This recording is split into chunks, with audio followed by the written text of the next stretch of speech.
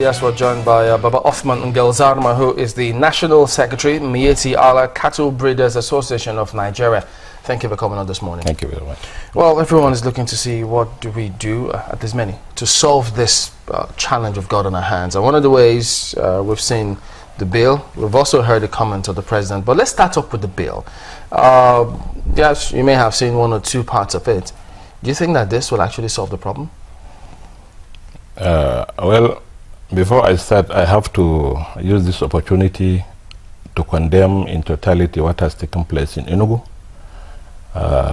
It's really shocking, and I want to use this medium to also sympathize with the government and people of Enugu State over what had happened, irrespective of who has done it. At least people have lost their lives there. It's sad happening anyway.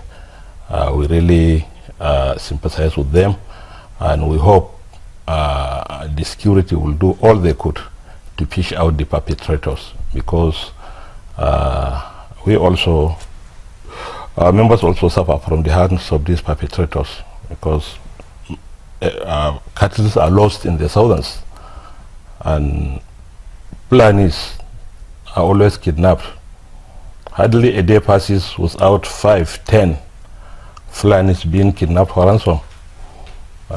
Only that is a silent happening because the media is not covering it. Fulanis being kidnapped. Being kidnapped. The herdsmen. The herdsmen being kidnapped. Did they report the ransom? Got to find out from Kaduna State. Each and every day, 2, 5, 6 Fulanis are kidnapped for ransom. So it's really sad. These are things that are being perpetrated by criminals. But surprisingly, everybody is blaming the Fulani herdsmen. So we are now victims and culprits at the same time. It's sad anyway. So I use this medium to sympathize with the government and people of Enugu State. It's really sad. And we hope the security will bring the perpetrators to book. So since some of them are victims, do you think the bill will address the problem? Yeah, definitely. You see, this the laws governing the establishment of grazing reserves is not new. It has started since 1965. The first grazing reserve law was enacted in 1965. Then later, in 1978, the Federal Land Use Act was extended to also cover it. Then if you look at the 1988 National Agricultural Policy, has also earmarked 10% of the total national territory for grazing areas. That is, that will mean to say 9.8 million hectares of land were earmarked in 1988 for grazing reserves, and that figure was later increased to 20 million. But what we have today, I'm telling you, is less than 3 million hectares of grazing areas. The so-called gazetted grazing areas covers only about 3 million hectares of land today.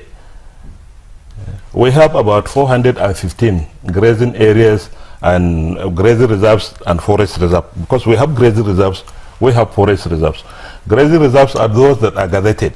Out of the 415, we have the total of them, 141, I think, were gazetted as grazing reserves.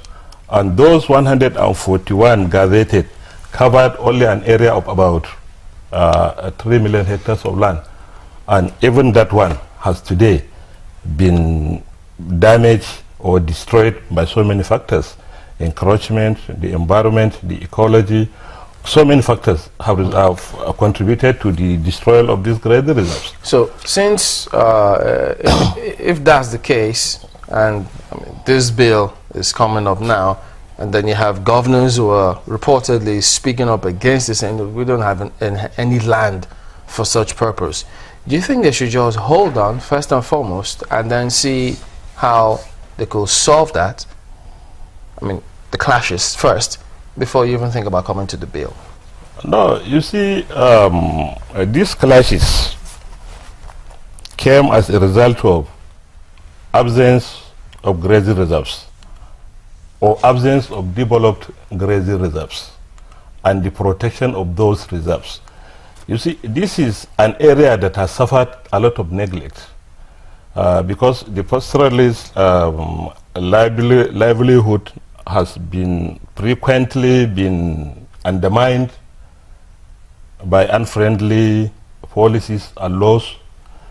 If you look at the policies of the succeeding administrations, the first administrations have dwelt much attention on agronomy subsector of the economy, neglecting totally the livestock subsector of the economy. So that is what had caused this problem, because this is, in a nutshell, we are all reaping the consequence of long-time neglect of this very important sector of the economy. That is why we have this crisis here and there. As I told you, we have about 3 million hectares today from the gazetted grazing reserves. Even those have been encroached, have been affected by so many factors. Where are they located? Mostly located in the northern part of the country. So the grazing reserve we had, they were all located in the northern part and the southwestern part of the country. I think all the states of the north, including Oyo and Ogun, I think. That was why we had grazing reserve of 415. They're all located in those areas. I was going to ask, how did they used to work? I mean, we heard that yes, there were indeed grazing reserves before some development. It would seem that the land were taken and developed by some people with the blessings of state governments. But wondering, how did they used to work in the past, the grazing reserves? The grazing reserves have been covered by a lot of legislations in the past, so they are protected. If you go to the states and the local governments, you have the forestry unit of the states and the local governments working effectively to protect the reserves. But today, where are they? I don't think they even exist in the local government or the state government. And even if they existed, they are not playing their roles. The impression a lot of people have is that if you have grazing reserves, then those places should have been occupied by cattle rearers in the very first instance. Or they said that those lands were never occupied. No, they were occupied to some extent. Encroachment by farmers, small-time farmers and big-time farmers who acquire land in order to access facilities from banks and not for the actual use of agriculture.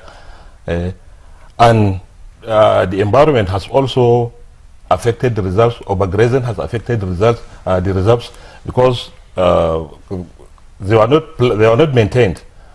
So the amount of animal grazing in those areas have rendered the reserves to be sort of death, something. If I could come in here, why didn't, groups as yours, they've been there for a long time. Yeah. So why didn't you, or have you met with northern governors to tell them, look, this is a challenge. If you don't address and restore those grazing reserves, we may have danger in the future. And since your members are also being kidnapped. Oh yes, we have been agitating for that for quite some time. Why are they not listening? I don't know. We don't know. As I told you earlier, it is the long-term neglect of this sector that has caused these problems today that we have in the country. If the past administration have done their work, just like the post-colonial people did, we wouldn't have been in this problem today. Maybe the result would have been developed to the extent that, after all, if you look at the herdsman or a Fulani man who has cows, that is his source of livelihood. That is what he defended on with his family. What pushed him to the southern part of the country is in search of grass and water.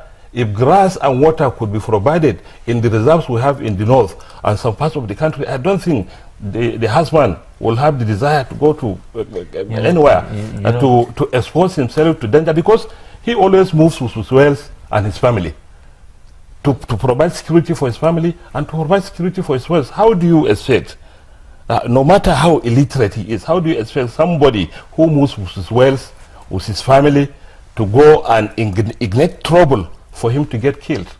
I think some people somewhere are out to profile the Fulani herdsmen as terrorists. I think but who do you think those people are? We don't know. We don't know. But that's where I was coming to, because if you say some have been victims of this mayhem and killing and even kidnapping, exactly, all the way in the north, and we have security agencies in place that you should have been able to go report, maybe as a group or as individuals, because this is the first time I'm getting to hear, even as a journalist, from a member who is highly placed in Mieti Ala Cattle Breeders Association, that some of his members are also victim of this marauding headsman. That is honestly the problem. I'm sorry to say, we see the media as going against the herdsmen. I'm sorry, because all these things are not reported, but they are daily occurrence. They happen every day. You know, I'm happy. You don't have to be sorry. We have to break it down. That's why you're here. We've always extended invitation to the Mieti Ala group. You know that here in channels. And you said the president is away. He's away in Kenya, yeah. He's away in Kenya. If that is not reported, you do not incident that with the police. Yes. How else do you expect it to come before the public? The police know very much about what is happening. Go to Kaduna State today. Find out from the police command in Kaduna State what is happening about the Fulani herdsmen in Kaduna State. But I am sure you are aware of the thousands of cattle that are lost daily. Who are the owners of the cattle? They are the Fulanis. We lost a lot of cattle as a result of cattle rustling. And who is doing anything about it? It is only the coming of this new administration that we have seen positive results, we have seen action being done in that area. Do you have an idea? There must be a faint idea of those who are, killing people in the name of genuine Fulani herdsmen. You say? Take it again? So you must have a faint idea of those carrying out this dastardly act. We don't know. We assume they are criminals. Because some say they speak Fulfude, some say they dress like the average Fulani man, and they go about with that cannot be ruled out. Because there was a case in Taraba State some 2 years back when the perpetrators were caught. They came with a Fulani attire, but when they were caught, it was discovered they are not Fulanis. So some people out there are trying to spoil the name of the Fulani herdsmen. That's the problem. That is what we have in this country today. The negative stereotype portrayal by media houses and what have you, in trying to profile the Fulani herdsmen as a criminal. I mean, it's sad.